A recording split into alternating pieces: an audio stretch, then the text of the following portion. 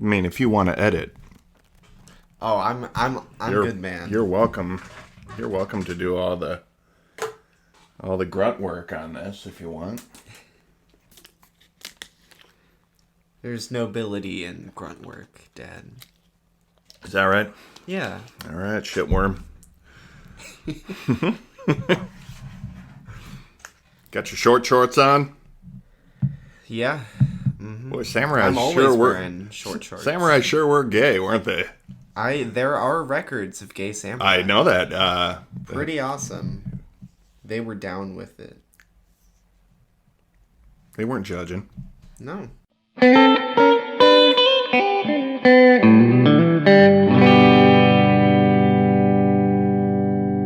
Hello, and welcome to The Picture Show with Austin and Phil Rood. I am Phil Rood.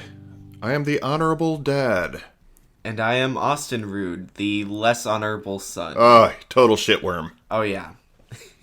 I still live at home. Can you imagine? Oh, gross. What do we do here, Austin? I believe we watch movies and then we talk about them. That's it. Yeah. Yeah, good job. All right. And we're done. Okay, see you guys next week. Didn't we do this? We've done this joke like a lot. We repeat jokes. Yeah. You should only listen to one of our episodes ever, and then you've listened to at least all. the intro. You could listen to the movie discussion. But yeah, we could cut and paste the... Yeah, maybe I'll do that from now on. Less time. Anyway, enough of repeating ourselves about repeating ourselves. We are here to do a job, but before we do that, let's talk about what we've been up to in the last couple weeks. Some side job. We have gone on a couple of other shows while kicking off this season. Why don't you talk about the one we did together? We did the pop-up film cast. Yep.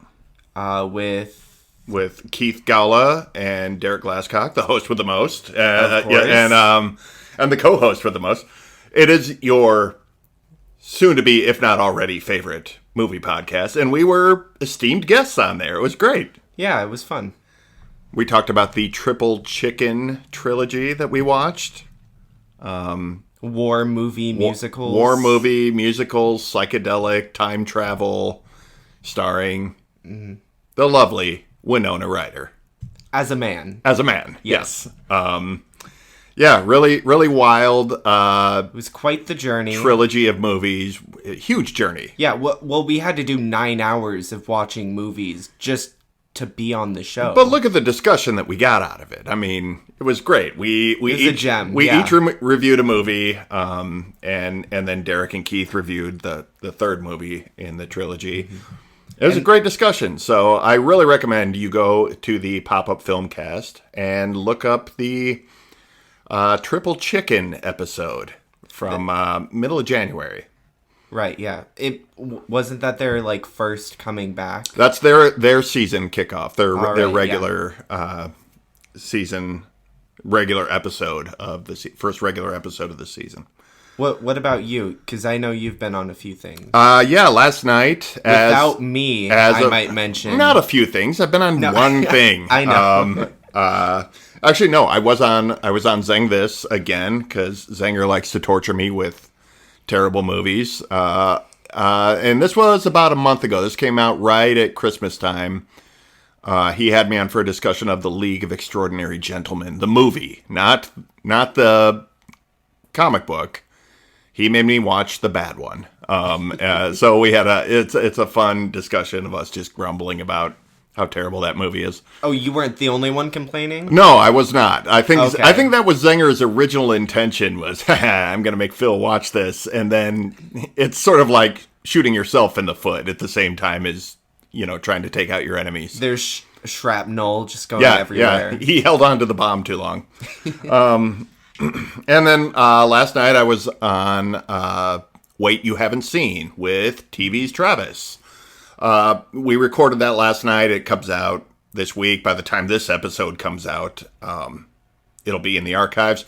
But we watched Watership Down and had a good discussion about that. The 1978 animated Nightmare. I thought it was a good movie. I think it's a good movie too. It's just like nightmarish images in that movie. I didn't think it was that brutal. It's for a little kid. We talk about this on the episode. Like this was Okay. a lot of little kids saw this movie and were very traumatized by it. Interesting. Yeah, it's pretty wild. So yeah, I recommend you go find those episodes and check them out. Yeah. We've had fun doing them, so I think you'll have fun listening to them as well. It's fun interacting with different people. It's a crossover episode. It is. I've known Zenger, of course, for a few years, and Ellie and Berg on that show. I've known Keith and Derek for, I don't know, a year and a half, just through a couple Facebook groups. But Wait You Haven't Seen, that was my first time sitting down and talking to Travis. And it's just always kind of cool to expand the podcast community that we're a part of. And The podcast cinematic universe. yeah. You feel like there's a real big crossover event there. But no, it's a lot of fun to when a show that you think is cool to begin with asks you to come on. Like that's a good time. You know? So, I want to do more of that. sure. So if you're listening and you have a podcast, Anybody wants, reach out, please. But that's out of the way. Should we talk about what we watched for this week? sure. What did we watch this week? This week, we watched the 1958 samurai adventure, The Hidden Fortress. This is a story of two peasants in search of gold who unknowingly link up with a princess and her general to escort her across enemy lines. This movie stars Toshiro Mifune, Misa Uehara, Minoru Chikai, and Kamatari Fujiwara. This film was written by Ryuzo Kikashumi, Hideo Oguni, Shinobu Hoshimoto, and Akira Kurosawa, who also directed. I'm sorry. I'm sure I got some of those names wrong. Please feel free to shout out and correct me. I'm doing the best I can. I'm going to stumble on a lot of Japanese names here. I'm trying. I mean, nothing but respect. So don't lash out at me. Give me a break. Kurosawa, of course, I can pronounce because very famous Japanese director. I've only seen 2 or 3 of his movies, but he's like this very renowned director. This is the first time I'm hearing of him. He directed. Have you ever heard of The Seven Samurai? I have heard of that. Yeah, he directed that. I think he directed a movie called Rashomon. Kind of a big deal over there. Right. A lot of samurai movies and stuff like that. Stuff like this. So yeah. It's an interesting. This was 58. 1958. Yes. Okay. Yeah. And yeah, that's basically. That's the paraphrased IMDb summary of this movie. But, I mean, in a nutshell, that is kind of what it is. It's sort of just this long journey. You know, It's a very long journey. We're going to get into that. But yeah, it just, I mean, imagine Star Wars if the droids were the main characters. Right. They're not really the main characters, but the two peasants are kind of the POV characters. Right. This. We talked about last time. You kind of explained your reason for picking this, but Right. It's one of the inspirations for Star Wars, according to George Lucas, and I can see it. Like watching this movie, For sure. the characters aren't like direct copies. The story isn't, but it's like kind of the vibe that this movie gives off. It's like this set in space is a Star Wars movie. Yeah. Let's just talk about that because and then we'll come back after the break with the bigger discussion. But let's get all the Star Wars stuff out of the way because going in knowing that this is a huge Star Wars influence influenced how I watched this. I was trying to pick out, all right, what elements did he take? How does this character, is this a direct right. Well, we were kind of making jokes amalgamation about it through the movie. Yeah, But, like, because some of them were super obvious. but honestly, this movie, like, it deserves to stand up on its own because it's a great movie. Well, yeah, I mean, obviously it came first for one, so Right. This Star Wars ripoff is good, I guess. I mean, and to call Star Wars a ripoff of this isn't fair either. It's obviously a huge influence of it. But stories are influenced on other stories, and, like, that's how you get stories. Yeah. Nothing is truly original. It's taking bits from other things. But even elements of this, like the wipe, like the scene change That is true. wipe is, and I understand that is a lot of what Lucas was doing with that anyway, was kind of, that's an old movie adventure kind of thing, and that's what he was going for. Isn't it a samurai thing in general? I don't know if it's a straight up samurai thing or a movie serial, like a the serials. Are you familiar with those? I don't know if it's from there, but I mean, he took all of this stuff from older properties and kind of repurposed it. Mm-hmm. The very beginning of this, where the two peasants, they get in a fight in the desert and they go their separate ways and they end up enslaved and back together. I mean, it's not shot for shot the droids in A New Hope, the very beginning, but it is like, you can tell he was like, this is a cool way to start a story, is having this small set piece take up the first half hour before the movie actually starts. Yeah, plus these humanoid droids, they introduce us to, like, the setting and, like, right, what these boundaries are. They kind of explain this world we're in before we get to, like, the meat of the story. The idea of the gold, the whole thing of the objective being gold. Everybody's looking for this gold. Right. And then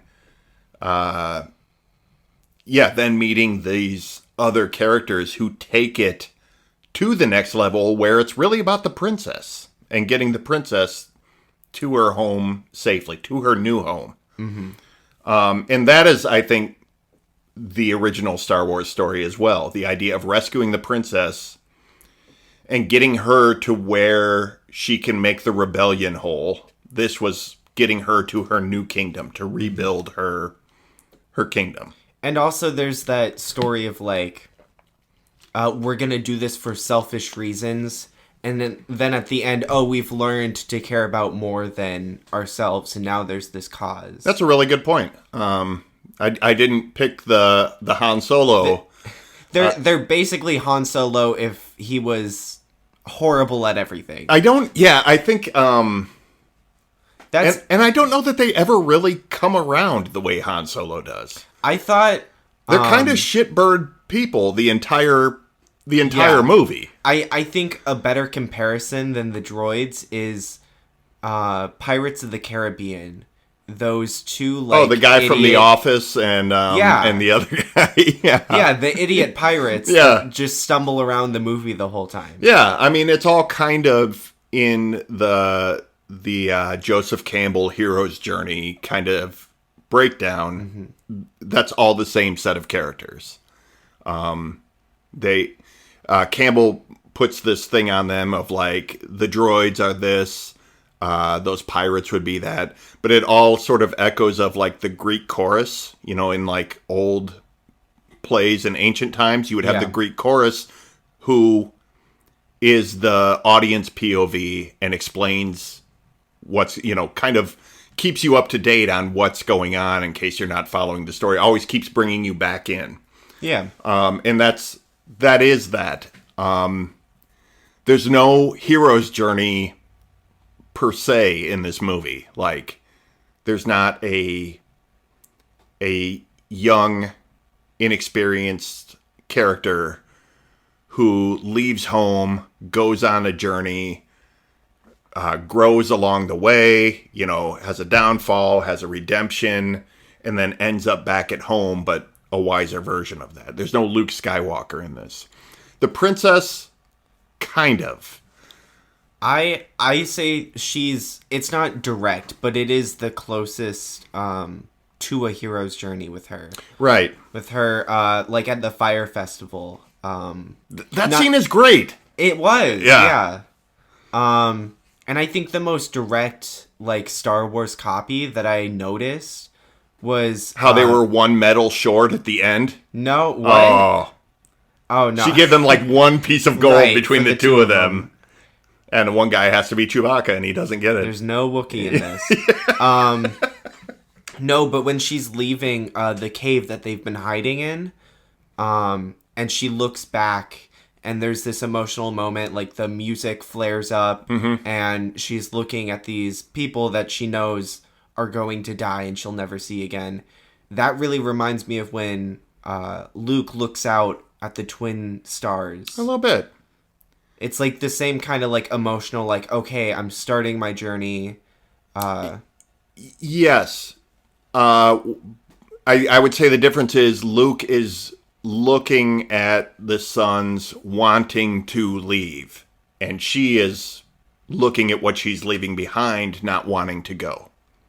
That's a good point. I didn't think about that. But she is young. She does have some growth over the course of it, but I don't think this is really a hero's journey story. I think it's just really an adventure story. I don't know that it's not that there isn't any growth in her character or in the general's character or even in the peasants, but I don't know that it's that traditional like the general is not like the old mentor. He's the protector. He's the warrior. He is. Yeah, they're not archetypes. Exactly. Yes. Thank you. It's more of just sort of a standalone adventure story, and it is about, she even kind of basically says it's the friends we made along the way. As she's facing death, she's sort of like, I don't regret any of this. I've had a good time having an adventure instead of being cooped up in a palace, and it's really that ending speech she gives is really pretty emotional, I think. Mm-hmm. With the song and everything. Yeah. That's all in there. It's not a direct one-to-one Star Wars, but let's talk about some of the other like elements where there's his old friend and they're on opposite sides and they have the duel. You know what I mean? Like that's very much like the Obi-Wan Darth Vader fight in A New Hope, I think. Yeah. It is old adversaries, old comrades, I guess. Because they aren't like friends. I get it. I feel like at that point we're starting to like stretch the... Like, I don't think George Lucas was looking at like each individual... I just think this is where he got the main adventure part of Star Wars. You don't think there was any sort of conscious thought about having like two older warriors actually meeting back up? You don't think that came from this movie? Okay, maybe. I don't know. I don't know for sure. Maybe it didn't, but it just seems like... I didn't catch it. I just felt like the princess and just the story in sort general. Of the main plot. Yeah. Oh, I think that for sure. Yeah. But I caught other elements. The thing of the... That is sort of like movie stereotype in itself. A little trope, like, yeah. Yeah. So... Sure. I don't think it's all coming from this one. No, and I don't think Lucas was only influenced by this movie. I think this movie had influence on other movies even, or, samurai movies in general. Right. It's 70 years old, so, like, it makes sense that at the time he was making Star Wars, it was only 20 years old. That's true. So, but yeah, samurai movies in general influence Westerns. elements of both of those things wind up in Star Wars. Mm-hmm. And not just the original trilogy. There's Phantom Menace, where Natalie Portman has a double, that is like a stand-in for her. Right, yeah, and that's true. That's straight up in this movie, too. Interesting. I do like that connection of, like, samurai to Western to, it goes even into, like, superhero. Like, how those genres are basically the same thing, just with, like, aesthetic changes. Like, the stories and the tropes are generally... Sure. Like, they're... I'm not trying to take away, like, the originality, but, like, if you look through the history of movies, it's kind of, like, one after the other. Yeah, absolutely. A lot... When people were starting to complain about, like, there's too many comic book movies. They've taken over every theater in the multiplex, Yeah. A lot of the comparison was made to, well, in the 50s, everybody said there were too many Westerns. And to be honest, there were too many Westerns. Like, a lot of those Westerns are not very good. A lot of those Westerns are just ripoffs of more successful, better done Westerns. You know what I mean? There's a lot of throwaway movies because it was, in the same way, it was the action genre of the day. It turns into a thing where you have to pick out what the best ones are. Yeah. And I think samurai movies, I'm not sure about. I feel like samurai films were big in Japan, but they didn't. It was pretty selective what made it here. You know what I mean? Like, this movie came out in 1958. I think the U.S. release date was like 1960. It didn't make it here for a couple of years. There's actually a strange history of, like, in the 70s, samurai movies became really popular with, like, the black community in America. It was more... I think samurai movies were a part of that, but it was more Chinese, like, kung fu movies. Okay. And those are... it's almost a political division because of the history of Japan and China. If you watch, I shouted this out last season, was a documentary on Netflix called Flying Kicks and Kung Fu Flicks or something like that. But it was the history of Chinese martial arts cinema. And a lot of those early movies especially was about their history with Japan. Japan was portrayed as the bad guys. The samurais were the bad guys. They're the imperialists. Yes, it was the colonization, much in the same way, like, movies have turned from portraying the British colonizers as heroes to now sort of... Yeah. Now that the historical picture has shifted... Now we portray the colonization as like, oh, this is America's imperial. turn is next. Yeah, it is. But I think it is an important distinction to make. But Asian cinema in general, I think, really picked up a lot in the 70s. A lot of the Chinese movies, the Hong Kong kung fu movies, part of what bled that in is a lot of them were like exploitation movies. They were done really fast, really cheap, really kind of brutal. And that's what, like, black exploitation films in the 70s were. Stuff like Shaft and Superfly and stuff like that. It was all just done really fast, really aimed directly straight at the black market, this and that. And I think that's part of why it found so much crossover with all that. That's interesting. It really is. I can't recommend that documentary enough. It's a really fun and really interesting look at this really specific corner of movie history, and I think it's great for that. And it brings us into it makes me want to come in and watch more movies from Asia in general. I want to watch some Chinese stuff this season too. Lady Snowblood is definitely on my list. But Ooh, that sounds cool. it's really cool. And I need to get more into foreign films. It's just part of it is different movie languages. Like I felt like with this, part of it is that it's an old movie. yes. There's very different, like, you know, those film shortcuts. Like, we have different ones today than we did The 50 language, years yeah. ago. Yeah. Yeah, absolutely. And I don't know that, I mean, you talk about the age of this, and I think that's a big factor, probably much more than where it comes from. You know what I mean? Like, Probably, just the yeah. pace of this movie.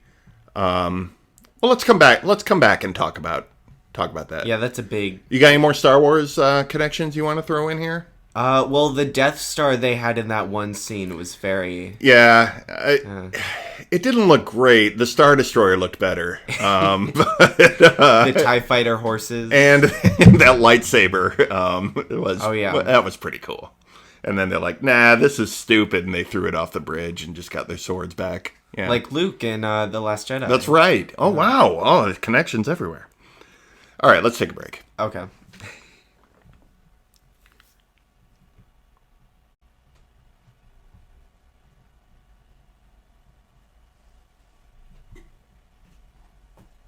Okay, you ready? Yeah, one second.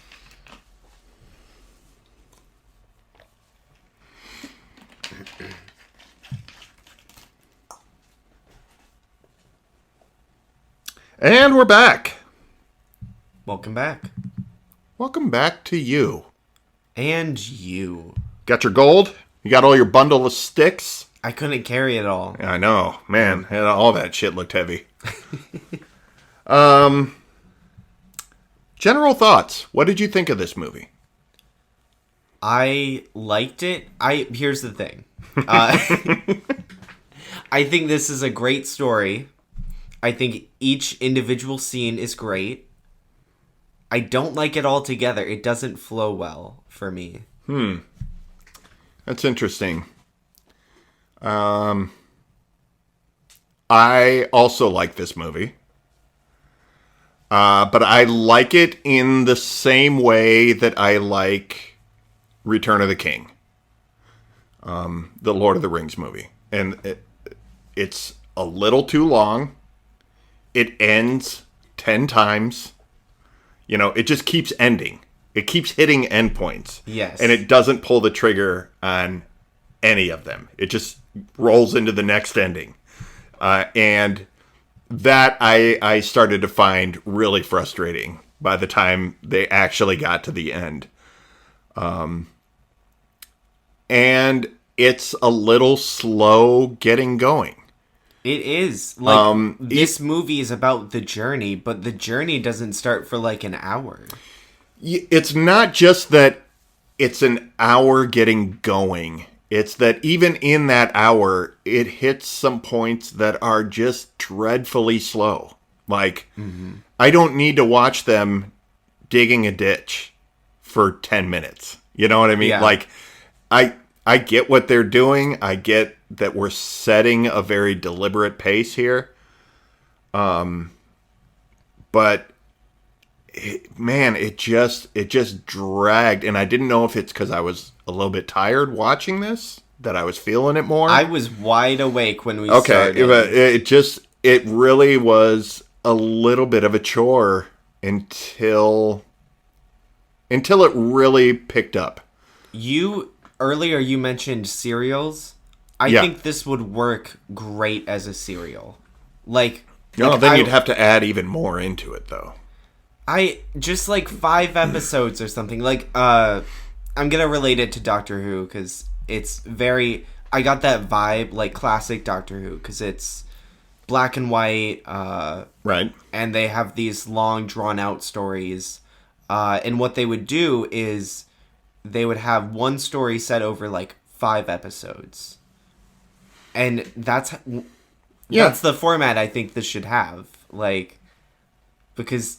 Yeah, it The could. structure without it is just kind of all over the place. Yeah, I mean, you have to keep in mind nobody was making 5 episode miniseries at the time that this was a thing, you know. It's true. No, I get it, and I think there's a reason for the slow pace.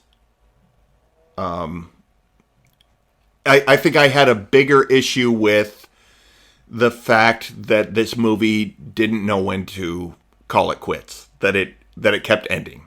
It was them riding off into the sunset, and they see the horses with the gold. They could have cut it there, and then they go back to the peasants finding the horses. They could have all reunited and ended there. We follow the peasants into jail. Like, what are we doing in their jail? It just kept going, and really, they had hit the resolution of the movie. They had made it over the border, and they were safe. Yeah. And it was nice to have that little closure scene at the end, where, they realized who she was. That was a great payoff.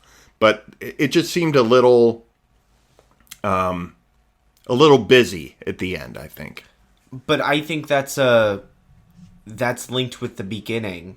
Is like, if they didn't have all that slow stuff in the beginning and like the unnecessary parts in the middle, I don't think you'd be as impatient at the end. Yeah, but I feel like there's literally a scene where like two of the soldiers from the opposite side join them in this like 5-minute sequence, and then they're immediately shot afterwards, and it's like, right. Why did we have to watch all that? What was that for? I feel like that was one of those things, and I'm going to take this to Watership Down that we just watched. And what were all of those characters in the middle of that for? That was more like an Odyssey kind of structure, where it's a lot about meeting these weird characters along the way. And, when you're showing a journey like that, when the movie is about this long journey, you're sticking with your core group, and people are going to float in and out of it. So that I was forgiving of. I was forgiving of the slow pace of the beginning, because they come to recognize this general, right? Yeah. And they're like, oh my God, you're like that revered samurai general. You're great. And then you realize he's protecting the princess. So they talk about how great he is there. But we don't see him fight. We don't see him do anything for an hour. There's this dragging on about, like, is this guy a bully? Is he a fraud? Is he this? Is he that? And I didn't like it at the time. I didn't like the slow pace at the time. But when he actually grabs that guy's sword and just starts hacking down those soldiers, and he gets on the horse and chases them back then it's like, this is the payoff. This is what makes all that slow. Is he a warrior? Is he not a warrior? Is he a thief? Is he a con man? Is he a fraud? Is he just a bully? This is when we see, no, he is as good as everybody believes him to be. This is him living up to the reputation. It's a lot like Obi-Wan being a Jedi. And who is this old man? Who's this crazy old man looking for a ride? What's he do? What's he do that's so good? Is he a legendary Jedi? Is he this? Is he that? He goes in the bar and he hacks a guy's arm off and doesn't take any shit from anybody out of nowhere. And you go, oh, this guy really is something. That's what I felt like the payoff was. So it's one of those things where you suffer through all of this a slow build-up that you're not enjoying at the time, but once you hit the payoff, then it's all worthwhile. But it's not worthwhile. That's how I read it. I had a very different interpretation. Go for it. I enjoyed the beginning, but then it turned into a different movie. Yes. And I didn't like that other movie. I liked both of them separately. I ended up liking the second half more, but then I didn't like the first half for misleading me. I don't think the two peasants should have been the main characters. because I agree. they need to be the side characters. Like, we didn't get to the princess until halfway through or something, and then it changed, and I don't know. Well, the tone of it was all over the place, because when we're following these two peasants, it's like a comedy. They're like, it's like a half funny comedy. There was moments where it was funny, but it's like, that's not what this movie is. This movie is not a comedy. I know. So it was a weird. They should have just had little scenes of them being funny throughout the movie. Right. It was a little concentrated on them. I like the beginning, the very beginning, the setup, like I was talking about. When we're following them, too. they split up. That slave revolt scene, amazing. That was great. Unbelievably cool. How many extras did this movie have? Thousands. This movie is huge in scope. I mean, it really, really is. And that scene was chaos. It was brutally violent. And it was just beautiful to watch. But after that, we start following them through, and you're with them, and you're with them. That's what I'm saying. It's not fun to watch, but that's what makes it kicking into high gear worthwhile. It's a sort whole of movie is supposed to be fun to watch. All right, you're a Harry Potter fan. Harry Potter doesn't pay off until like movie 6 or 7. I would not call myself a fan anymore, but yes, those movies are... The more I age, the worse those movies are. Those movies are insanely boring. But there is a pickup when it takes that dark turn. But you don't get that payoff until you've suffered through 4 or 5 movies. You know what I mean? Like, yeah. When it gets dark, I'm like, oh, that's when these movies get interesting. But it's so painful to get through all the rest of it before that. So that's how I feel about this. We're gonna have some angry Harry Potter fans. I don't care. Okay. Those movies are not good, guys. This movie is good. The pace of it is it's a win-lose for me. I don't enjoy watching it, but I'm glad that's how it was paced, because it just makes the payoff good for me.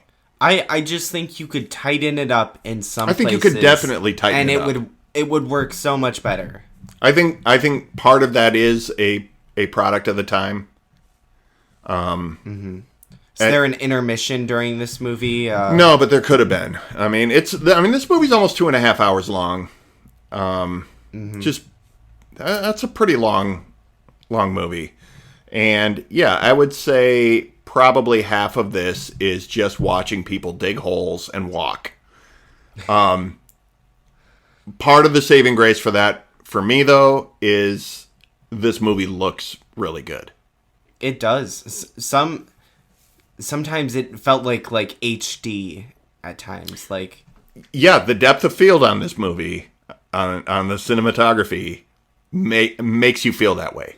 It's not like the sharpest picture, but it's a deep picture. Mm-hmm. There's something going on. Like, I loved a lot of these scenes where we're following the group, but they're not at the front of the frame.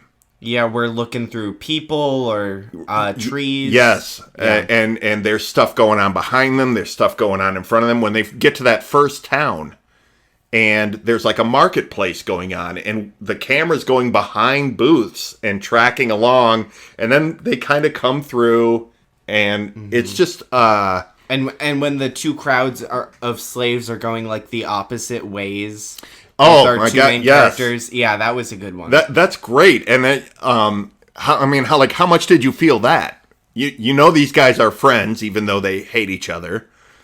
And here's the guy I know. There he is, and he's right there, and I can't get to him. And that's almost like super tragic. I liked that part. That was the very beginning of this. Mm-hmm. But yeah, a lot of the journey, I think, if nothing else, it's shot incredibly well. I think the visuals of this movie are great.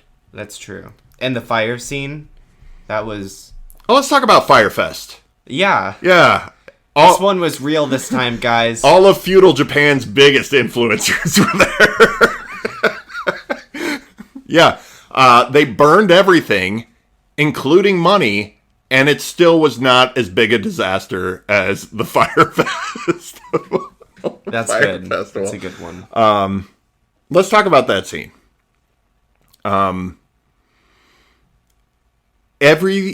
Everything about that just seemed like it was going to be a big empty set piece, something chaotic.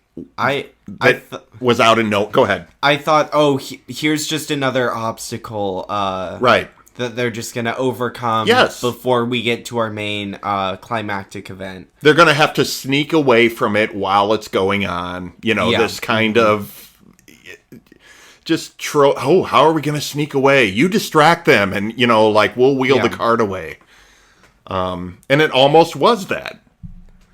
And instead, they get brought in. They have to throw all their gold in the fire. The gold's inside the wood. Mm-hmm. And play along. And then we watch them all just get swept up in the energy of this party. And they're not playing along anymore. Especially the princess. Yeah. It's like her big moment where she, loosens up a bit. And did you get this before her big speech at the end that she really hadn't, been with the people? Yeah, that she had been kind of locked away. I sort of, from the way that caretaker talked about her in the cave. Right. About how she was raised like a boy and how she is the heir because there was no no sons, right. And so she's been very strict and, she never cries. I kind of got that, she's separated from society. Yeah, I got that she was tough, but I don't really think it sunk in with me until that Fire Fest that, she's never been to a thing like this before. Yeah. Everybody else seemed to know what it was when they saw it. And, she went to it and was, she's smiling, she's singing, she's dancing around. Mm-hmm. She's so, for a character, I don't want to trash talk this actress. I don't know acting styles of Japan in the old school. She just growls and shouts everything. Yeah. There's no nuance to her line delivery. But when we see her do that, it is I took so much joy in watching her. It's only a few shots where we see her doing it. Yeah. But they really get that idea across to you right away. I was glad there was no lengthy dance montage. Or, right. It's oh my gosh, thank you. Right. Dance off. Oh God. It's Midsummer. Yes. And then she just sacrifices the rest of the group. They bring a maypole in. No, but another great scene with her is where she has her girl with the dragon tattoo moment, freeing the mail order bride. Oh yeah. Yeah. What do you think the girl with the dragon tattoo is about? Isn't it saving abused women? No? It's about tracking a killer. Okay. I've misread the situation. Mm-hmm. We're going to watch Girl with a Dragon Tattoo at some point. Well, all right. Swedish version. Okay. Yeah. Ignoring my bad movie references. I'll cut that out. But yeah. Okay. Yeah, when she saves the prostitute. Is that what you're talking about? Yeah. Yeah. Yeah, that's a really good character moment. She finds out this woman is from her kingdom. Mm-hmm. And she's like, oh, we're not leaving her here to be abused and talk trash about. And she just ends up part of their group. And yeah. I like that she stuck it out to the end, because I really expected her to be tragically killed halfway through or something like that. I thought she was going to turn on them when she found out it was the princess. Oh, yeah, that would have been interesting, too. Yeah, but then I was like, okay, good. But it's kind of like that moment where it was her starting to loosen up. realize there are things outside of her and these struggles. Yeah.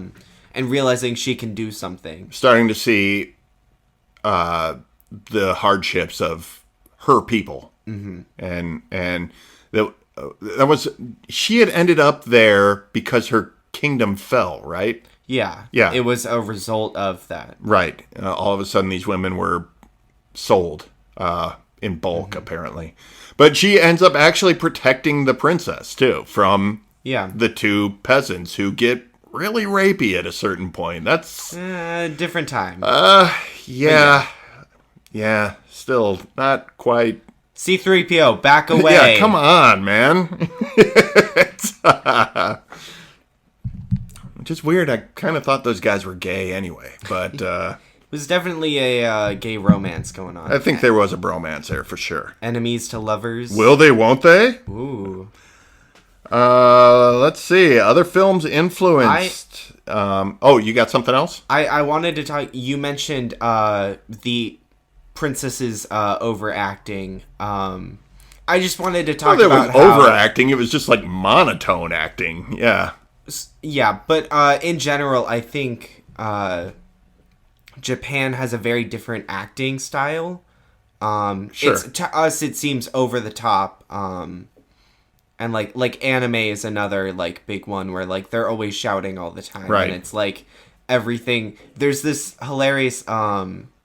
So there's an anime called Death Note, and there's this antagonist. He's going over his evil plan, and in it he takes a bite of a chip, but he's monologuing, and it's so dramatic the way he eats the chip.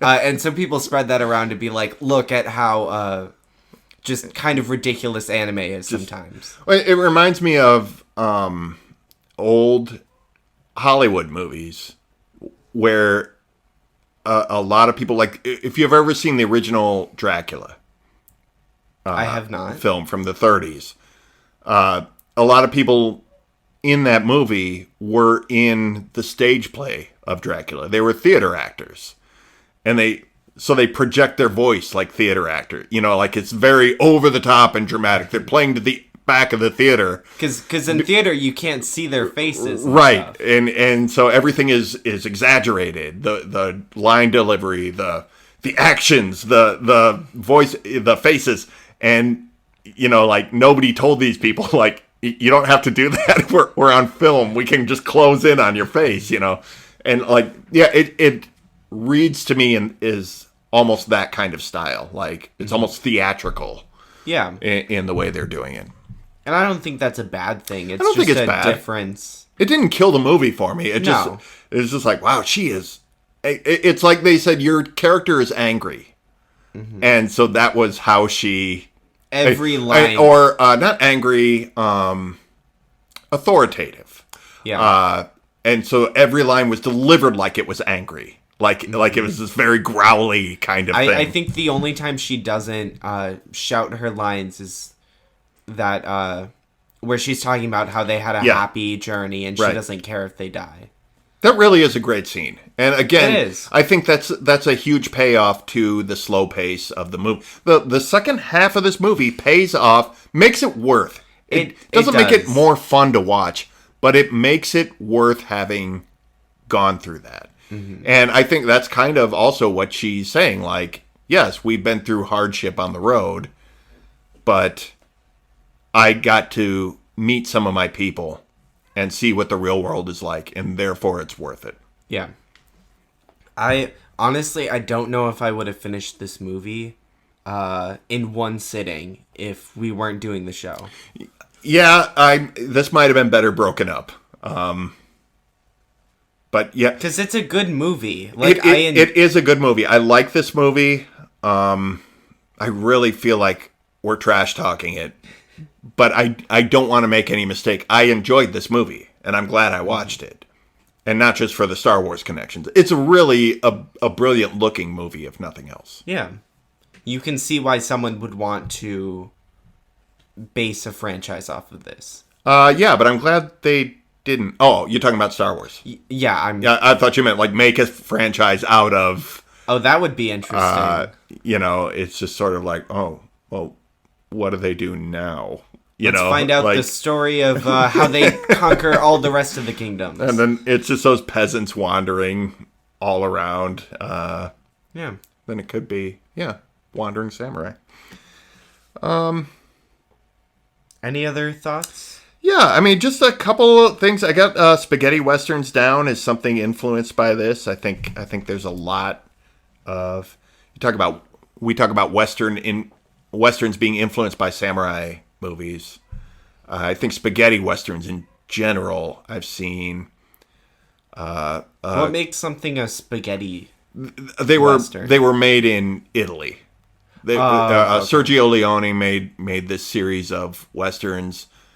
Clint Eastwood was in a lot of them, and they were filmed in Italy. They were American.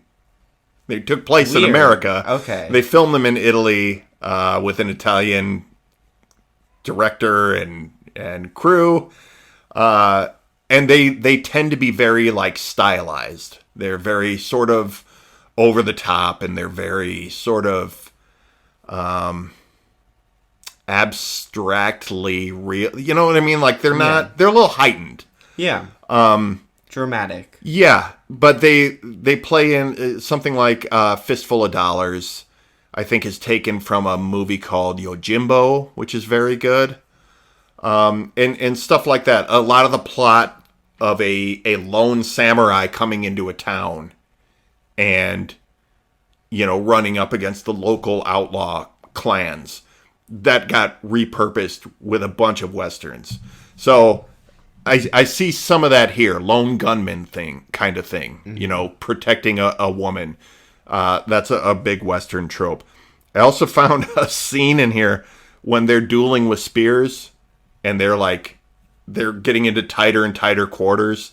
There's a scene in Kill Bill where they're fighting with samurai swords in a trailer and they keep running into the wall. Like it's too small. Like they can't get it. And it's played comically there, but it is almost like knowing how much Tarantino takes from old movies.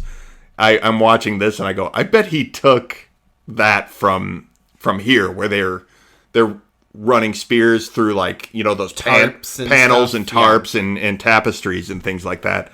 I just got a real feel for that scene in there. That scene also plays around with shots. Oh yeah, I think it's interesting. It goes from different angles and stuff. The wide shots, the overheads. It was kind of the most playful. Out of all of them, I think it uses the space really well and a variety of spaces. I think it goes into bigger spaces, down into smaller, back into the big arena. The people, all the soldiers are part of the environment, but they're also responding to everything that's happening. Yeah, they form this circle, and then they spread out the closer the action gets. Yeah. And again, you see the general, is this kind of legendary guy. They're all a little bit afraid of him. Yeah. When he's taking their spears and testing them. Oh, that was so good. And then he throws it back. They're all flinching. They're all they're very jumpy. And it is, I feel like the more time we saw him once he started fighting, it was a lot of payoff for the legend that had built up. And you really see this guy really is feared. Now we know Japan. Right. Why to take him seriously. It's such a good way of doing that without really just flat out telling you. Mm-hmm. Nobody sat there and was like, this guy once killed more than 280 enemy soldiers. It wasn't any kind of big explanation. Mm-hmm. They just showed us. And I don't know. That really worked for me. I don't know what else I have to say on this movie. Am I rambling too much? Do you No. am I knocking all your points down? No. Or am I just didn't know what else to add to that. I was like, yeah. Would you recommend this movie? No. Wow. I don't think so. I think it would have to be a very specific... I don't think any of my friends would like this. Okay, cool. If someone asked me, hey, do you have any samurai movies that you could recommend? I would be like, yeah, I do have one. clear 6 hours of your day, and Clear 2.5 hours. yeah, It'll just feel like 6. It doesn't feel that long. I know. We're exaggerating. I think I might recommend this movie. Okay. But I've also seen more entertaining samurai films. Okay. So I don't think this is like the be-all, end-all of samurai movies, but I do think it's very good. I would recommend this with a caveat of like, it's a little slow getting going. You're going to get through 10 minutes and then it's going to drop off. Hang in with it because it pays off later. I would probably warn somebody because I do think it's a good movie. And I think especially if you are into seeing like historically important movies, something that influenced a lot of movies, I think this is something that you would get a lot out of. Well, I think I agree with that. It's like watching something for its historic value and for entertainment are kind of two different things. Yeah. And that's why I'm saying if historical movies, historically important movies are your jam, or just something you want to get better versed in, which is part of the reason I chose this movie. I'm like, I knew this movie was a big influence on Star Wars. I feel like I've watched Star Wars my entire life. I feel like I owe it to myself to watch it. I mean, a lot of the reason I listen to a lot of the music I listen to is because I've followed back influences. You know what I mean? Yeah. Like, and it's made my music library richer. I feel like I'm better for it. And sometimes you go back there and you go, I don't get it. It's not for me. I'm glad I checked it out though. And movies I feel like are a lot of the same way. I'm gonna be the teenager in the room right now. You're 20. I'm okay. You're not a teenager I'll anymore. be the young adult in the Take room. the beanie off. With music, I can see that because, like, there's that echo, but I feel like the quality of movies has gotten so much better as it's advanced that it's not the same comparison. Mm-hmm. What do you mean quality? Like, technically or... Technically and, like, storytelling-wise, I think we've gotten a lot better. Boy, I don't know. I don't know. Do you feel like...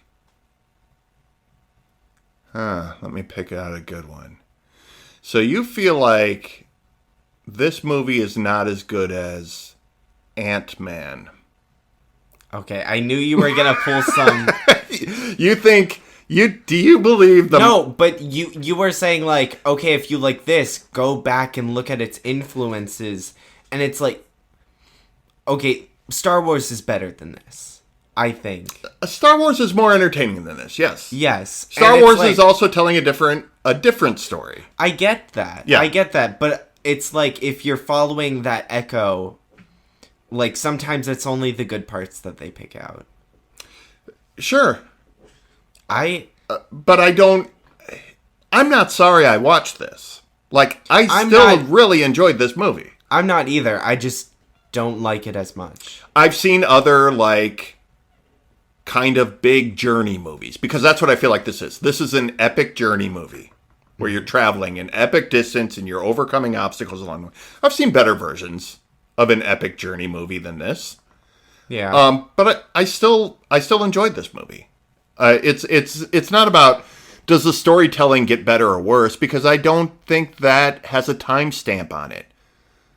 I'd put this up against any story told in the MCU. I don't hate the MCU, despite what people think. But despite what the record shows. It's not the pinnacle of storytelling. I know it's very cheaply formulaic action movies that are produced at this insanely high level with big explosions and crazy amounts of technical expertise thrown at the screen. That does not make something a well-told story. I get that. And so I think a lot of times we start to confuse what is a well-packaged story with what is a well-told story. No. I think this movie does a lot of telling instead of showing. I'm not even going to put this on this movie. You said old movies don't tell stories as well. Yes, because old movies don't tell stories as well. They don't. Oh, wow. I don't think it's true. I think we've gotten better. I think we've learned shortcuts and, like, better methods of telling stories. I think there is a pace to old movies that is bad. That younger audiences don't have the patience for. And I'm not even going to strike that as a negative on young audiences. It's just, we've talked before. People are bombarded. Modern audiences. Younger audiences isn't fair. You're right. Modern audiences. Because we all have phones. We're all bombarded. TikTok is the biggest app in the world today. It is 30-second videos. You watch 1 trillion of them an hour just scrolling through. If something doesn't catch your attention in 3 seconds, we skip through. I can't blame a society that does that for not having the patience for a movie from 1940, for a John Wayne movie like The Searchers. Yes, I know The Searchers is problematic for other reasons. Can I say, I understand where you're going with this argument. I agree to some extent, but, like, it's not just that it's slower, because I have a bad attention span. I own that, but, like, we all do. I'm a stickler for, I can watch a slow movie. It just has to have it has to have that story arc, that 4-act that's in every book. 3-act. What's the 4th act? The About the Author page? No, some people break up the 2nd act into 2 acts, because there's the midpoint, where a big action changes it, but it's still going up to the climax. Like, in this, it would be the Fire Festival. But, yeah, so, like, books have been following that for centuries, and, like, old movies don't really follow it. Or they don't do it as steadily, I think. I think I've seen. I think it's a pacing thing, because the 3-act is, that's pretty classic. You have your introduction act, you have your plot where you hit the lowest point, your big problem, and then you have your redemption. That's as classic as it gets. You can't say that a movie from the 30s, 40s, or 50s doesn't follow that. This movie didn't follow it. This movie totally followed it. No, because you have to have a rising action. You do have a rising action. No. I don't know. I don't think... The introduction is... The first act takes longer than usual. We're introduced to all the players and the problem. The second act is the entire journey. The second act is most of the movie. Then the third act is everything from about where the group splits apart and they get caught. But I feel like it doesn't rise up enough. Like... What do you mean rise up enough? Like, the story, it doesn't climax. You're talking about like some big peak in the second act. Well, it doesn't have to be all spectacle and stuff, but like rising anticipation and I don't know. I don't know write either. Movies, but like I've seen slow movies that still have like a really good act structure.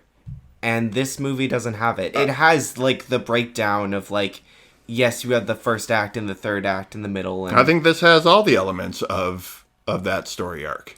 But it's flatter. You think them being chased through the mountains by an army of soldiers is not exciting enough for you? I wasn't super engaged with it. Okay. But you can't say it wasn't there. Okay, well... I mean... I don't know. Why didn't I connect with it then? I don't know. Okay. it's a personal taste thing, but you can't say it wasn't there. Well, it was something I'm not able to connect with. Okay, but whose All fault? right, yes, it's there. Is that your fault, or is that the modern movie's audiences don't connect with old movies like that. It's kind of a blanket statement as much as mine was. I think there has to be a reason for that. I don't know. think it's just me. I don't think it's just you. No. But I don't think this movie has no appeal for anybody because it didn't appeal to you. No. I think there are a lot of people who, Turner Classic Movies is kind of a big deal cable network. People love it because people love old movies. I don't mean everybody loves old movies. I'm saying there's still a really big audience for classic movies, whether you watch them for their historical importance or you really enjoy it. Yes, they are told differently. Yes, the film language has changed over time, and films are paced differently. Style changes. Some of that is, trends of the day. New filmmaking kind of schools of directors come in and out. Get into like the new Hollywood stuff in the 70s, and that's old stuff that is really, really incredible and was really cutting edge at the time and still holds up. There is an audience for that. I'm not saying you're wrong for not enjoying it, but to say that nobody enjoys that anymore is... I didn't say no one enjoys it. Oh, you were kind of implying that, like, as a whole, films are told better, stories are told better today. I think they are. You think they are. Okay. By your standard, by your metric. Okay, I think I figured out part of it. Is like, in an action sequence today, if there was a scene where a whole army was chasing you up a mountain, there would be like a bunch of different fast-paced shots and like close-ups of like, oh, someone's pulling the trigger, and oh, we're following this bullet, and oh, it hit the rock right next to you. And like, it's not the same when you just see like a bunch of people running. No, it's not the same. I don't. So I don't think you can go back to, like, my mind is used to those, and then I don't think you can go back to people running up a mountain and be like, oh, that's really exciting. Like, the way that, like, film language has progressed, it's gotten better. I understand what you're saying. I think that's a you problem. Okay. I think you need to watch an old movie with an open mind as to... No, I'm not calling you closed-minded in the world. This with an open mind. But if you aren't willing to accept... It's like watching King Kong from 1933 and complaining that the monkey didn't look real. You have to take everything in art is in context. It is in context to when it was made. No, they're not going to do MTV-style cuts on a 1958 samurai movie. They're not going to cut a billion different times. Like that. You ever see that video meme of Liam Neeson jumping the fence in Taken? No. Where he runs up to the fence, and then there are, no lie, like 15 to 20 cuts of him jumping over the fence where it's, to hide that it's a double doing it, and to make jumping a fence look as cool as possible. They just cut it from all these different angles. It is laughably ridiculous. It doesn't look cool. It doesn't look like good storytelling. It looks like you're covering up something lame. And that's exactly what it is. Sorry, guys. Taken is a shitty movie. Ooh. Yeah, I went there. Okay. Liam Neeson was a dinosaur when he did that movie. Come on.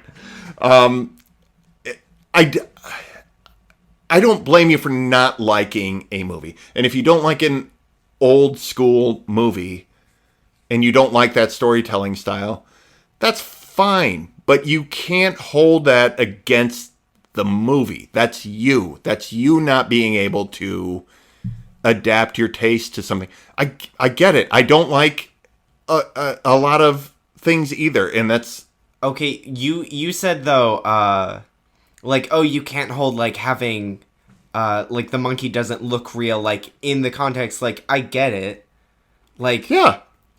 but you can't be like, okay, it's amazing. Look at how realistic that monkey looks. For We're the all gonna no, but pretend that in the modern day that looks no, great. but also that's not what makes King Kong a good movie. I know, I've seen King Kong. It's a good movie. Yeah, but I'm saying like holding special effects and holding filmmaking. I'm holding storytelling to the same modern standards. All right, how a chase scene is edited is not necessarily storytelling. That's the execution of a scene. And all right. Look, if it's not to your taste, it's not to your taste. I'm not trying to rake you over the coals for that. I know. I'm saying though, like, my blanket statement is me saying modern audiences adapt with the technology of the time, so it's totally reasonable that a modern audience would not connect with this story in the same way. And my argument is, yes, modern audiences adapt with the time, but a lot of them are still open enough and still understand the context of when older films were made that they can still watch and enjoy an older film. I understand the context. Like, I don't know. I'm not like in the moment, like holding that, like, that looks fake. I'm just like, the movie did not excite me. And in analyzing that, it's because of these film techniques. You sure it wasn't just because it was an hour of ditch digging and bad comic relief? Possibly. I don't know. I just want you to lay blame where blame needs to be laid. Yes, so I've seen plenty of old movies where there's night scenes where you can't see anything because it's shot so poorly. I don't think this movie did that. I think there was a lot of stuff shot at night that was still very clear and very able to be followed. And I was able to stay with the characters as they were ducking behind logs and being shot at. You know, weird cuts aside, like, I was in it with them. By that point in the movie, I was in it with them. And I didn't think it was a failing of storytelling at all. Okay. I know what you're saying. Some people don't like old movies and they don't. I'm not taking that away from you. But I think there is a big audience still for classic movies, for old films. They understand the language of old films. It is like a different language. It's like the difference between jazz and rock. Like, if you get the language of both, you can enjoy both. Right. And you're not going to hold jazz to the standard of like heavy metal and go, well, one is good and one is crap. It's like, well, they're kind of two different things. This, I think, is similar. To hold this to the standard of movies made today isn't fair to this movie. I think, though, when you're raised on movies of today, it's hard to go back and look at, like, it's just different. Maybe. Did I not expose you to enough old movies? Is this my fault? I learned it from watching you! I don't know. I grew up watching a lot I've seen a few old movies. Look, I grew up watching a lot of old movies, and that might be a big part of it. I don't even love watching movies from, like, the 70s sometimes. There are exceptions, like Alien and Wizard of Oz and... Wizard of Oz? That's before 70s, but I'm saying, like... Slightly. I'm just saying, like... Wait, are you talking about The Wiz? The Black Wizard of Oz? I'm not. That's from the 70s. No, I don't know what I'm saying at this point. That you've seen old movies and you have liked old movies. Yes, but I've also seen and not liked a lot of old movies. Like, I think in general most old movies don't hold up to today's standard. I'll give you the fact that the 70s was a very ugly decade on film. I think grainy color. I think there's a lot of bad film stock that was used, but there's also a lot of great movies that came from the 70s too. Yeah. I think 80s is better. I think that's where E.T. and Jurassic Park and Jurassic Park was in the 90s. Oh, okay. Yeah, E.T.'s great. I think that's when we started really climbing into... Oh, we got Close Encounters is the 70s. Okay. Great movie. Godfather 1 and 2. I'll have to rewatch it. See, again, I think you just don't like talky things. Okay, but I do now. I didn't when I was 15. What else could I subject you to? Well, we have a whole podcast where we watch things. Look, this is honestly, I think, a good discussion. I don't want to argue with you about it, but I just don't think it's fair to an old movie to hold it to a standard that didn't exist when this movie was made. This movie is 60 years old. And to hold it to a standard of a movie made today, it's like, in 50 years, are people going to watch Soul and go, this movie's not even a hologram projected directly into my brain? Lame. That's not fair to Soul any more than you saying, well, there's not 100 cuts of trigger pulling in this movie when nobody made films like that in 58. You know what I mean? I'm probably wrong about this, but I don't know how much more we're going to advance. I think the rate of progression has slowed a lot. Well, I mean, there's advancements in CGI and set building. Yeah, that doesn't count. I don't think. Yeah. Because everybody loves. I'm saying we forget how recent in the span of things that movies have been around. And that early part, we were learning a lot of things. And I feel like, yes, view them in the context of their time, but don't excuse. And this is where the historical aspect of movies comes in, is when you start watching movies from different decades and you realize there are movements that come in, just like art movements, just like saying, well, how much further is visual art and painting going to advance? Here comes the Harlem Renaissance in the 20s. Mm-hmm. Here comes the Ashcan movement of the 40s. Here comes Art Deco, 60s and 70s. People come along, movements come along, and advance film. Right, but you're comparing cave art to different No, I'm saying within any single medium, there are movements that happen that advance it. I'm not talking about CGI, and I'm not talking about how a movie is presented. That doesn't make a movie good or bad. This movie, having been in color, would make it no better. It would probably make it worse. It probably would. It looked beautiful in black and white. Yeah. But something like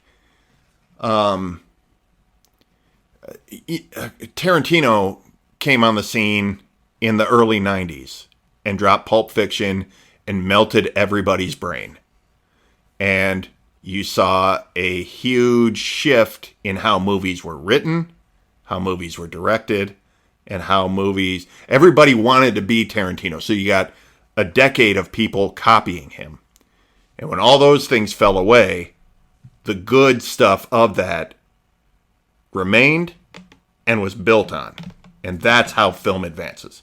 I'm not saying Tarantino built it by himself. I'm saying movements come in. All of a sudden, dialogue was very important in movies. If you look at, there's when the Hays Code went away in the late 60s, and you could show bad guys being victorious, and things like that, you could tell a lot darker stories. And the new Hollywood people came in and made things like Bonnie and Clyde and made things like Badlands, That's where George Lucas and Coppola, they all came out of that. And so, like, movements happen, and the style of film evolves with those movements. So to say, I don't know how much further we're going to advance, we're going to break out of the superhero phase at some point. People will still make superhero movies, but they're not going to dominate the box office forever. When I said advance, like, I know there are phases and, like, we're always going to be making new things, but I feel like at the technical aspect, we sort of, like, phased out of that. I don't know. But I think in a lot of ways I'm saying the same thing, though, is that there's always somebody who's going to innovate things. What I'm saying is, like, I know you're of saying art. I know you're saying technically. Yeah. And I'm saying the same thing. In the same way that someone elaborates storytelling, look at like 10 years ago, Christopher Nolan with what's the dream movie? Inception. Have you ever seen the behind the scenes stuff that he built things to have the no gravity room? He built a room that like rotated. He built this stuff that he could. This is all technical. Yeah. He invented things that he could have special effects in his movie that didn't look like they were done on a computer. The computer wasn't where he wanted it. So he innovated. And I think that's just one example, but I think there's always going to be somebody who says, I don't like how we're doing this. It's fine, but it's not what I want. And I'm going to create something else that gives me what I want. And it's going to be a step forward for the whole industry. Okay. Does that make sense? Yeah. Like, individually, like, I feel like that's a separate topic. I'm just making the point. You say, I don't know how much further we can go with technicality in movies, and I think there's always going to be somebody who is going to push it forward, even if it's a baby step forward. I think there's always going to be innovation. If there's not innovation, what are we doing? There's going to be innovation. I don't know how to make my point clear. Use your words. It's hard. It's like we're innovating, and we were innovating before, but there's a certain point where it's like hard to watch. It's hard to go back. And I think you are older than me, so you grew up in a different movie era. You can go back easily. I didn't grow up in the black and white era. I know you didn't, but you grew up right after it. So, like... Not right after. Okay. This movie came out, 20 years before you were born? Yeah. Yeah, so me watching Alien is watching something 20 years before I was born. And I can adjust to that, which is very different in its storytelling. I can't go back 50 years. I can, but it's like... The further I go, the harder it is to relate. I think that's a cop-out.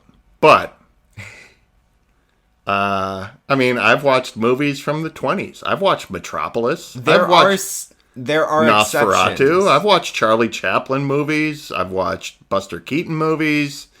These things are crazy old. If you are open to movies that are going, you go in knowing this is going to be told different than what I'm used to. I don't think it's a giant issue. And I get that it can be an obstacle. I'm not trying to say that it's not jarring in some ways. I knew this movie would be different, told differently than how, and like it caught me off guard. And like, unless you know the exact ways. Stop crying. It's not that traumatic to watch this. Unless you know the exact ways and prepare yourself for like how they're going to do that, then you're not going to connect with it because your brain has these like connections like, okay, this means this. And like It's a different way of doing it. But this is what I think the hang-up is. You keep blaming your brain on it. This is like the people who go see a Star Wars movie, and they have an idea of how they want this Star Wars movie to end. And it doesn't end that way.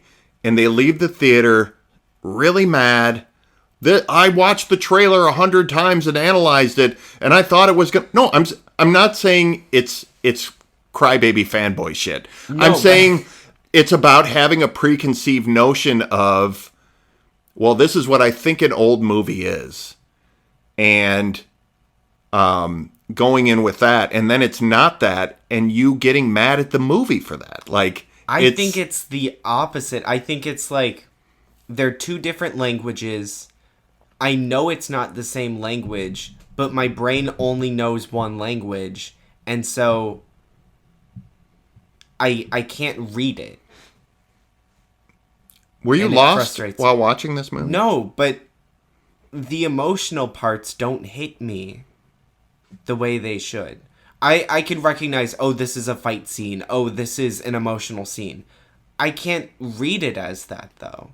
My brain doesn't see it as that. I get it. I mean, we were talking earlier about the acting and the acting styles of old movies. Right. I get it. I get that part of it. But this is one old movie.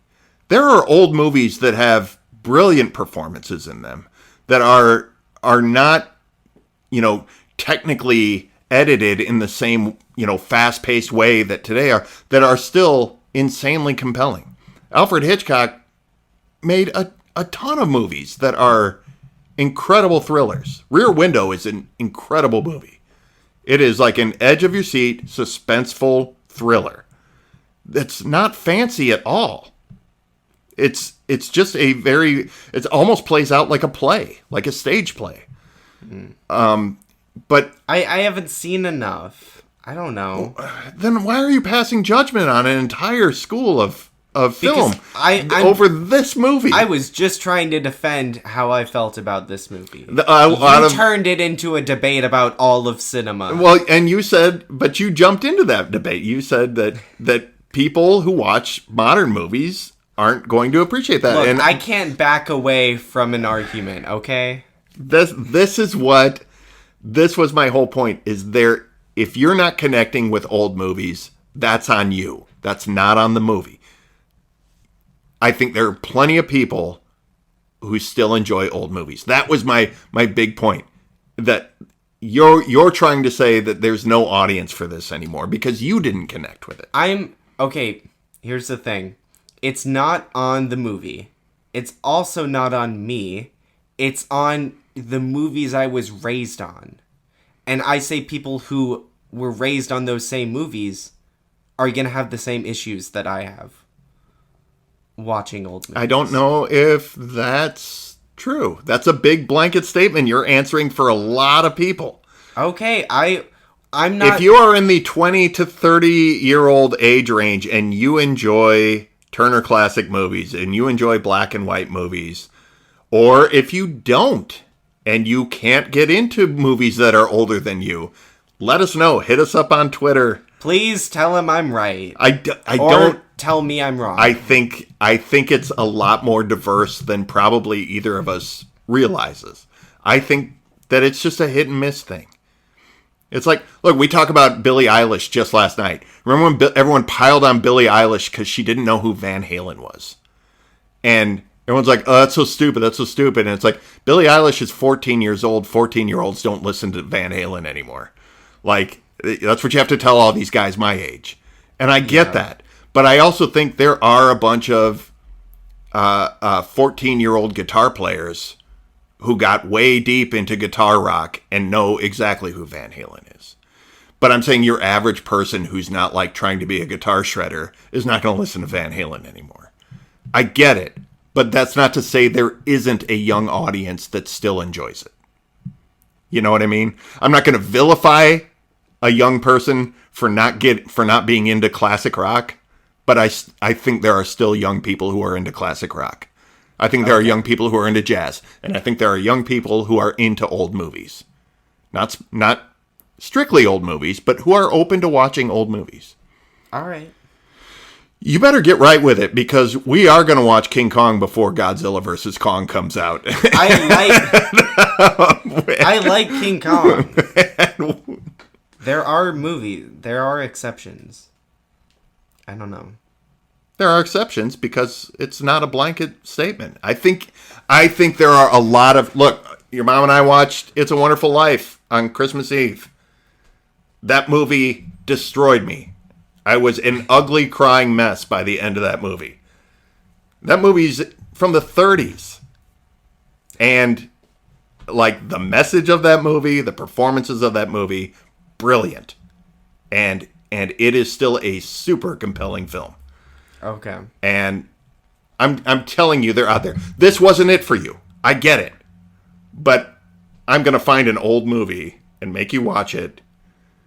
And I'm not going to stop. We're watching nothing but old... This is the old movie podcast. The funny thing is, my pick for next week is an old movie. Well, let's get to it. Have we had it with this conversation? I think our audience will has. Reevaluate, yeah. Anyone still listening? Everyone's like, I thought you guys were talking about samurais and shit. Like, talk about swords! Pretty much. Okay. We get into these rabbit holes. No, I find our way out. Hey, this is what we do here. Yes, 12 Angry Men. We're doing it. Are we doing it? We're doing it. All right. Well, old movies. We're back. We will see. It's a compelling old movie. I rest my case. Ladies and gentlemen, Austin has just made my point for me. I thank you. Dramas don't change much. Action movies change a lot. Action movies do change a lot. But you didn't. That's valid. You didn't specify that. You right. You said old movies. Moving on. To what? Moving on. All right, 12 Angry Men. Looking forward to it. Is that for our audience who wants to watch it along with us? HBO Max? Or TCM? Possibly. I found it on YouTube. Okay. There's a free... I don't know how legal it is. If not, I'm sure it's available to rent. Yeah. In a number of places. It's a classic movie, if you want. so sure. There are ways to find it. Yeah, the week this drops, I'll throw something out on Twitter. I'll find it and throw it out there. Cool. 12 Angry Men, the thing we left hanging last season. It will not be forgotten. It will not be forgotten. That's awesome. Okay, cool. You got a shout out for us? Yes. It's a bit of a weird one today. It's a TikTok account called Brick Talk. So don't make fun of me, but it is ASMR. It is Legos. It is... Oh, he's bringing out the water bottle, guys. No, go ahead. Oh, I thought you were gonna, like, make a bunch of weird, like, soft noises. There we go. No, Hey, welcome to ASMR. It's just this guy. It's just this guy who puts together Legos, and something about it is really satisfying to watch. I watched, like, 30 of them. People, like, comment suggestions, like, build a Switch, and he'll make a Switch out of Legos, and, like... Is it the building or the sound that people like? Both. I think it's both. It's relaxing to, like, he does have those very satisfying clicks. Right. But, like, you're just watching him build it. Is there ever any sounds? It's like people stepping on Legos in the middle of the night. Oh, son of... And then yelling at kids. All right. No, but, yeah. It's a fun account. Okay. That's all I got. I get like the satisfying video. Like, yeah. I watch a sign painter on TikTok, like an old school sign. Hand. Oh my god, it is so satisfying to watch. So smooth. Not the ASMR way, but just in watching a perfect brushstroke without any guidelines laid down. It's incredible. It's an art. It's great to watch. Yeah, I get it. All right, what's your shout out? Mine is just a general thing, and I'll post a link where you can pick these up. It's the comics of Stan Sakai, Usagi Yojimbo. It is about, in continuing on with the samurai talk, it is about a rabbit in feudal Japan who is a samurai. It's a world of animals, anthropomorphized animals. This is a classic comic. Sakai has done it for 30 to 40 years. It is a great comic series, and you can get volumes of them. Just collecting. A lot of the stories are standalone, so it's not a big deal. There are tons and tons of these comics. They're all great. They look like cute animals, but there is actual like violence and killing in them. So they're not for like little kids. But I've known some like middle schoolers who took my classes who really enjoyed Usagi Yojimbo.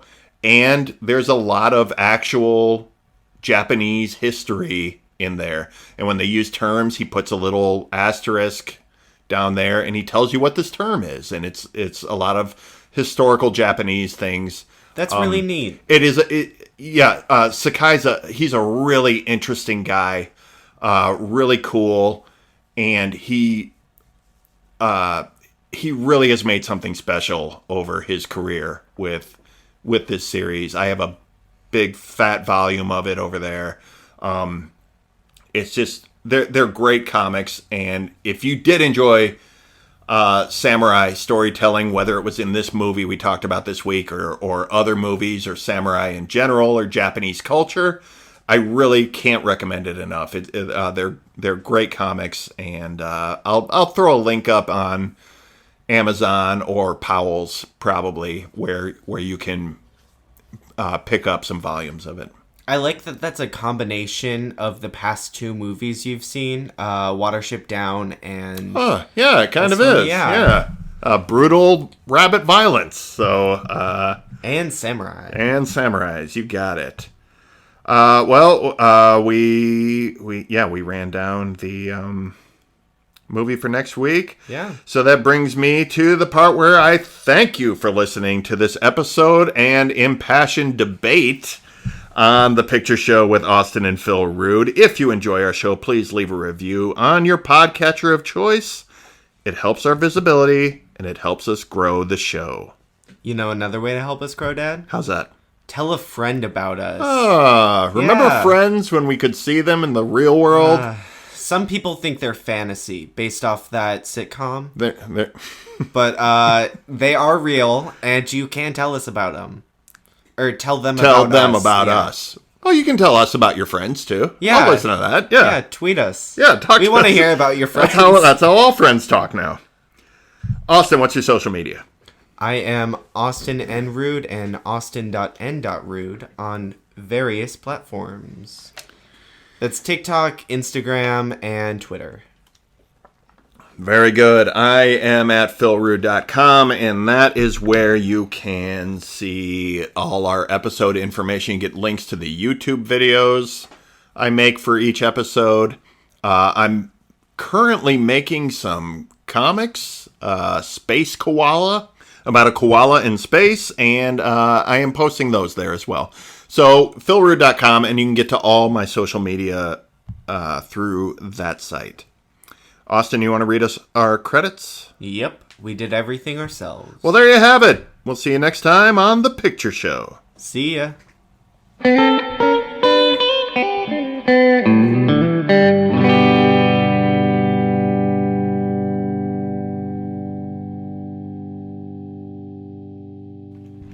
Is that guy's name Roku Roto? That's what I'm going with. You have to shout it.